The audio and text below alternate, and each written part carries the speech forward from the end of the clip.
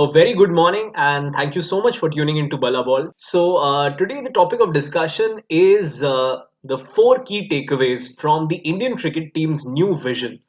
So, the Indian cricket team has, which is basically the BCCI, has taken a few tough calls, which were expected post the way the Indian team lost the semi final of the T20 World Cup. We all, as Indian cricket fans, expected a lot of changes, expected a lot of tough calls to be taken. They have taken a few tough calls, and the four key takeaways is what we are going to be discussing. First, Hardik Pandya is our new T20 captain. It's very clear that now Hardik Pandya has been given the responsibility to build a T20 side towards the 2024 T20 World Cup. I I feel that the idea is to bring in the youth and a new approach that is fearless, where there is nothing to lose. It basically also means the end of the road for Rohit Sharma, Virat Kohli, Mohammad Shami, and Bhuvaneshwar Kumar, among others who may be also ignored from here on. Number two, Shikhar Dhawan's international career is effectively over. It may be very hard to believe for a lot of us, very hard to swallow for a lot of us, but that is the truth. That, as per the BCCI, what it seems like is that Shikhar Dhawan's international career is over. Looking at his career, looking back at his career, though he hasn't announced any retirement, it's no official confirmation from the BCCI. It's just what I feel. I may be completely wrong as well, but I strongly feel that it is a sign that they have moved forward. So when we look at his stats, the numbers throughout his career, international career, I personally feel that he has not been less than a legend, right? He has been no less than a legend. Because while the numbers and stats may not be the best, may not indicate towards a stupendous career, the fact is that his impact as an opener in cricket, in white ball as well as red ball cricket, for the short while that he played red ball cricket, has been massive.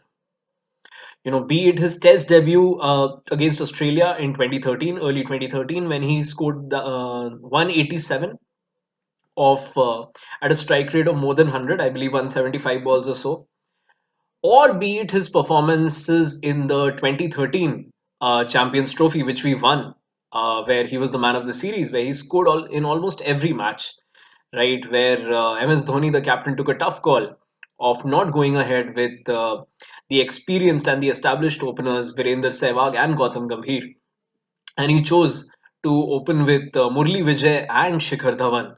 But then what happened is that in one of the practice matches, Dinesh Karthik scored 100, and then they had to make way for Dinesh Karthik.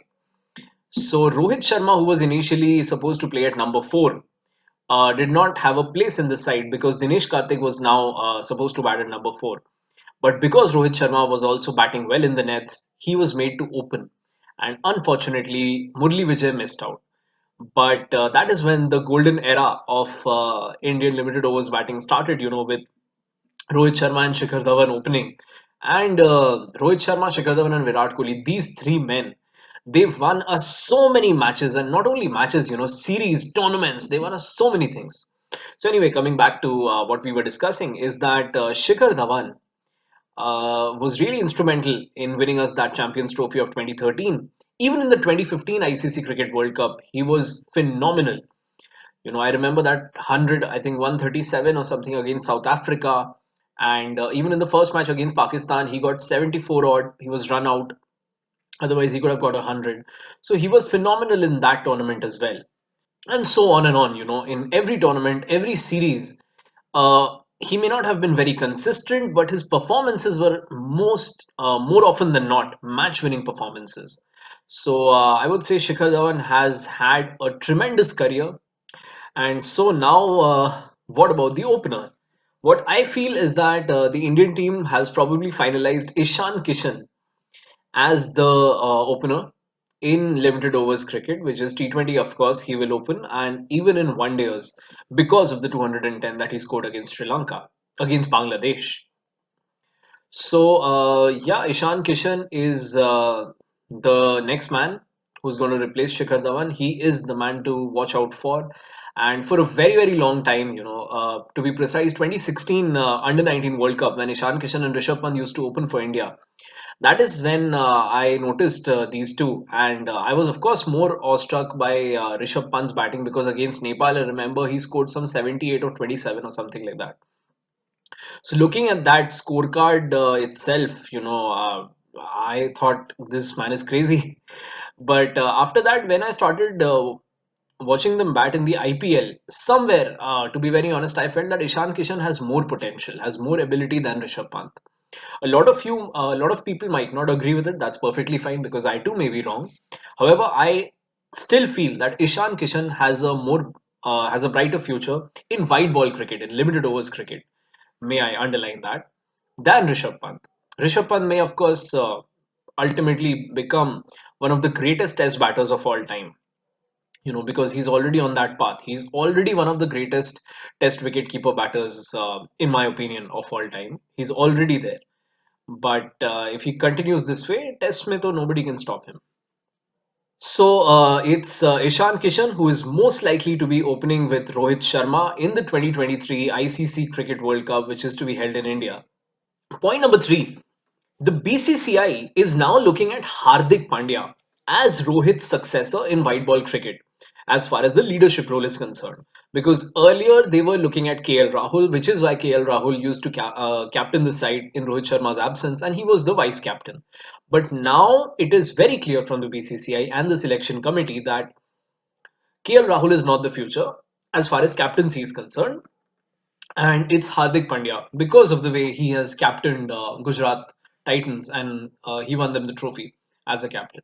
So it's going to be Hardik Pandya who's going to be the T20 captain and also the vice captain in one dayers. So next year, the 50 over World Cup that is going to take place in India, once that is concluded with, most likely Hardik Pandya is going to take over as the one day captain as well. So he will be the white ball captain of India for quite some time to come. Point number four, and one of the most important points that I feel, is that Rishabh Pant from here on will have to fight very, very hard to make a white ball return. I strongly feel so. To make a return into any of the white ball teams, whether it's the T20I side or the one day side, he has to fight very hard. He has tough competition to take on. He has the likes of Ishan Kishan, the likes of Sanju Samson, who is unexplored so far but has tremendous potential. And if Sanju Samson is given a long rope, I really feel he can become a phenomenal batsman. He can really become someone who can win a World Cup for India. So yeah, for Rishabh Pant, I think to make a white ball comeback is going to be very difficult. It's going to take a lot of effort, but he's been a fighter, so he might make that comeback, and he might be in the World Cup squad for next year.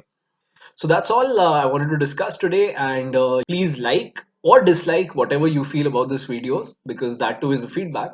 And please do comment negative, positive, whatever you feel. That's perfectly fine. We'll work on that, whatever the feedback is. So thank you so much for watching. Have a great day. Bye bye.